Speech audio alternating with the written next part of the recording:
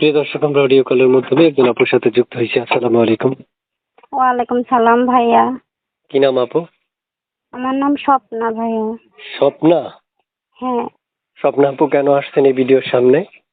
আইছি ভাইয়া অনেক কষ্ট করে ভাইয়া। বৃদ্ধ একটা দাদি আছে, দাদিকে নিয়ে অনেক কষ্ট করতেছি ভাইয়া।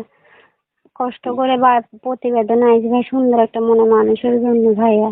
যেমন সে আমাকে যেমন মনের মানুষ করে নিতে পারে ভাই, ওরকম একটা ভালো মনের মানুষের জন্য প্রতিবেদন আইছি। আচ্ছা, দাদিকে নিয়ে অনেক কষ্ট করতেছি এই কারণে ভাইয়া। বিয়ে হয়েছে আপনার? জি না ভাইয়া, বিয়ে হয়নি। বিয়ে হয় নাই? না, দেশের বাড়ি কোথায়? দেশের বাড়ি ভাইয়া, দেশের বাড়ি ছিল কুমিল্লা, এখন থাকি সিলেট। বড় ইসে থাকি বাউনা বাজার, সিলেট বাউনা বাজার থাকি। সিলেট বাউনা বাজার থাকেন? হ্যাঁ দেশের বাড়ি কোথায় আপনার? সিলেট বাউনা বাজারে? হ্যাঁ হ্যাঁ। আচ্ছা, আগে পরে বিয়ে শাদী হয়েছে? জি না ভাই, আগে পরে বিয়ে শাদী হয়নি। এই নাম্বারটা এখন কার? এটা আমার নিজের নাম্বারই। আচ্ছা, কেন আসছেন আবার বলুন তো খুলে। আইছিলাম ভাই একটা সুন্দর মনে মানুষের জন্য। প্রতিবেদনে অনেক কষ্ট করতেছি এই কারণে ভাইয়া, ভালো একটা মনে মানুষের জন্য আইছি প্রতিবেদনে। দাদিটাকে নিয়ে, বৃদ্ধ দাদিটাকে নিয়ে অনেক কষ্ট করতেছি এই কারণে।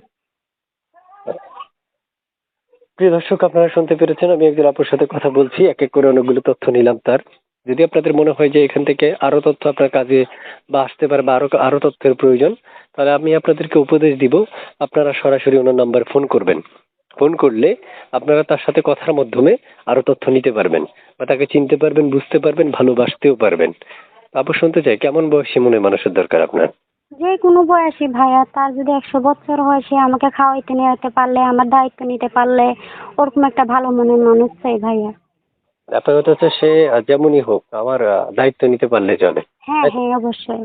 হ্যাঁ। আচ্ছা, প্রিয় দর্শক, আসলে আমি সবসময় আপনাদেরকে বলে রাখি, দেখেন 3 মিনিট 3.5 মিনিট রেকর্ডের মধ্যে আপনি সকল বিস্তারিত বুঝবেন না। তাই আপনাদের প্রয়োজন স্ক্রিন থেকে নাম্বারটা নিয়ে, আমি যাতে সরাসরি নাম্বারটা দিয়ে রাখবো, তাহলে আপনারা ফোন করতে পারবেন।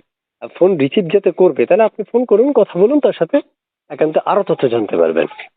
তো আপু, শুনতে চাই পড়াশোনা কতটুকু করেছেন? পড়ালেখা ভাইয়া কতটুকু করেছেন? পড়ালেখা করতে পারি না ভাইয়া, যেটা সত্য কথা ভাইয়া, পড়ালেখা করতে পারি না। এমনি নাম মিশন ঠিকানা চালাতে লিখতে পারি। পারেন? অবশ্যই নাম ঠিকানা লিখতে পারি, অনেক ছোট থাকতে পড়ালেখা করছি তো। নাম ঠিকানা, নিজের নাম ঠিকানা লিখতে পারি, করতে পারি, মুখস্থ আচ্ছা করতে পারি। আচ্ছা। তো প্রিয় দর্শক, আসলে উনি নাম ঠিকানা লিখতে পারে ভালো। আসলে বাসার মতো এরকম মানে ক্ষুদ্র ক্ষুদ্র পরিমাণ ওনার ভিতরে প্রতিভা আছে। সবচেয়ে বড় কথা হচ্ছে, আসলে ভালোবাসার জন্য সবচেয়ে বড় অবদান রাখে হচ্ছে একটা ভালো মন। ভালো মন যার আছে সে ভালোবাসার যোগ্য। তাই আপনারা যারা ভালোবাসতে চাচ্ছেন, যারা বউ আছে বা বউ নেই, বিয়ে করতে চাচ্ছেন আবার পুনরায়, তারাও যোগাযোগ করতে পারবেন। তো ঠিক আছে আপু, বিবাহিত কেউ ফোন করলে কি রিসিভ করবেন? অবশ্যই তো ভাইয়া রিসিভ করবো, যে আমার দায়িত্ব নিতে পারবো আমি রিসিভ করবো ভাই। কিন্তু যে ফোন দিবে সে আর তার ভালো মতলব নিয়ে ফোন দিবে, বুঝতে পারছেন ভাইয়া।